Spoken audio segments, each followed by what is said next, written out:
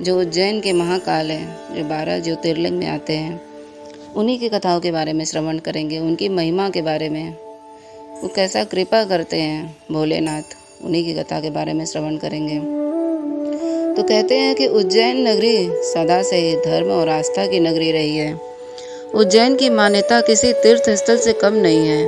यहाँ पर स्थित महाकालेश्वर ज्योतिर्लिंग पूरे विश्व में एकमात्र ऐसा ज्योतिर्लिंग है जो दक्षिण की ओर मुख किए हुए हैं। यह ज्योतिर्लिंग तांत्रिक कार्यों के लिए विशेष रूप से जाना जाता है। इसके अतिरिक्त इस ज्योतिर्लिंग की सबसे बड़ी विशेषता यह है कि यह ज्योतिर्लिंग स्वयंभू है, अर्थात इसकी स्थापना अपने आप हुई है। इस धर्म स्थल में जो कोई भी व्यक्ति पूरी श्रद्धा और विश्वास के साथ आता है, उस व्यक्ति के आने का औचित्य उसकी मनोकामना पूरी होती है।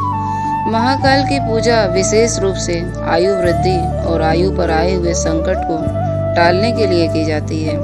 स्वास्थ्य संबंधी किसी भी प्रकार के अशुभ फल को कम करने के लिए भी महाकाल ज्योतिर्लिंग में पूजा उपासना करना पुण्यकारी रहता है। महाकालेश्वर मंदिर की एक विशेषता ये है, मान्यता है कि महाकाल के भक्तों का मृत्यु बीमारी का भय समाप्त हो जाता है और उन्हें आने से यहाँ पर अभय प्रदान मिलता है। महाकाल ज्योतिर्लिंग उज्जैन के राजा हैं और वर्षों से उज्जैन की रक्षा कर रहे हैं। महाकालेश्वर ज्योतिर्लिंग स्थापना कथा। महाकालेश्वर ज्योतिर्लिंग की स्थापना से संबंधित प्राचीन कथा ये है जो प्रसिद्ध है कि कथा के अनुसार एक बार अवंतिका नगर के राज्य में राजा भूसभसेन नाम के राजा राज्य करते थे और राजा भूसभसेन भगवान शिव के अनन्य भक्त थे। अपनी दैनिक दिनचर्या का अधिकतर भाग वे भगवान शिव की भक्ति में लगाते थे। एक बार पड़ोसी राजा ने उनके राज्य पर हमला कर दिया। राजा भूसभसेन अपने साहस और पुरुषार्थ से इस युद्ध को जीतने में सफल रहे, पर इस पर पड़ोसी राज्य ने युद्ध के विजय प्राप्त करने के लिए अन्य किसी मार्ग का उपयोग करना उचित समझा। इसके लिए उसने एक असुर की सहायता ली। उस असुर को अदृश्य होने का वरदान प्राप्त था। राक्षस ने अपनी अनोखी विद्या का प्रयोग करते हुए अवंतिका राज्य पर अनेक हमले किए। इन हमलों से बचने के लिए राजा भूसभसेन ने भगवान शिव की शरण लेनी उपयुक्त समझी। अपने भक्त की पुकार सुनकर भगवान शिव वहां पर प्रकट हुए और उन्होंने स्वयं ही प्रजा की रक्षा की। इस बार राजा भूसभसेन ने भगवान शिव से अवंतिका राज्य में रहने का आग्रह किया, जिससे भविष्य में अन्य किसी आक्रमण से बचा जा सके। राजा की प्रार्थना को सुनकर भगवान वहाँ ज्योतिर्लिंग के रूप में प्रकट हुए और उसी समय से उज्जैन में महाकालेश्वर की पूजा की जाती है।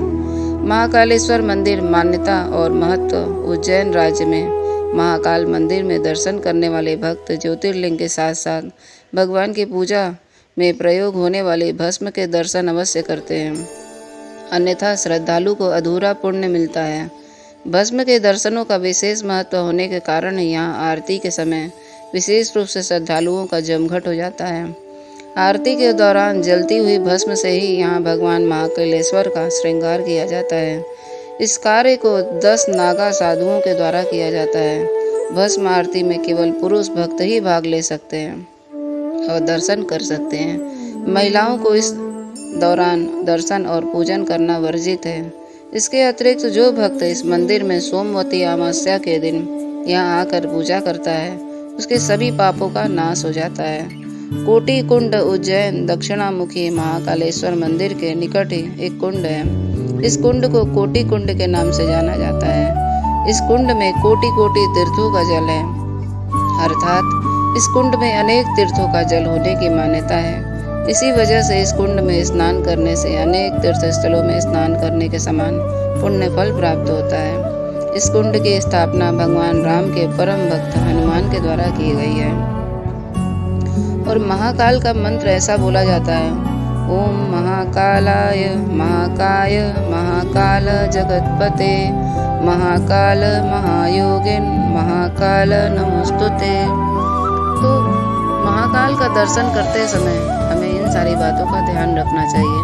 और ऐसा भी कहा जाता है कि महाकाल का दर्शन करके कोई एक रात भी मंदिर के आसपास नहीं रुक सकता है। जो रुका उसके प्राण निश्चित अगले दिन चले जाते हैं। उसके प्राण फिर बचते नहीं हैं। और जो लोग युद्ध की कामना से या मंदिर को कोई क्षति पहुंचाने की कामना से भी वहाँ पर आक्रमण करने की सोचता है या उसे नष्ट करने की सोचता है, तो वो अगले दिन सड़क पर मरा हुआ पाया जाता है। इसलिए महाकाल की अलग ही महिमा है। 12 ज्योतिर्लिंग में सभी ज्योतिर्लिंगों का अलग अलग महिमा है। उसी प्रकार जिसके प्राण संकट में हो, जो बहुत ज़्यादा बीमारी अवस्था से गुजर रहा हो और उसके बचने की कोई उम्मीद न हो, वो महाकाल जाकर के दर्शन करता है।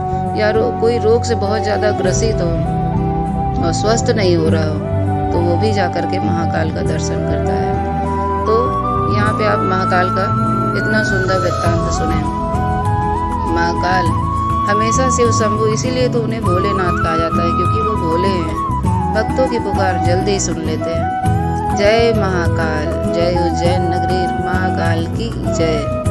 तो फिर हम मिलेंगे नए कथा के साथ में और नए प्रसाद के साथ में। अगर आपको ये कथा में कोई त्रुटि या कोई अच्छाई दिखे तो हमें कमेंट में बता सकते हैं। तब तक के लिए सदा जपते रहिए हरे कृष्णा कृष्ण कृष्ण हरे हरे, हरे राम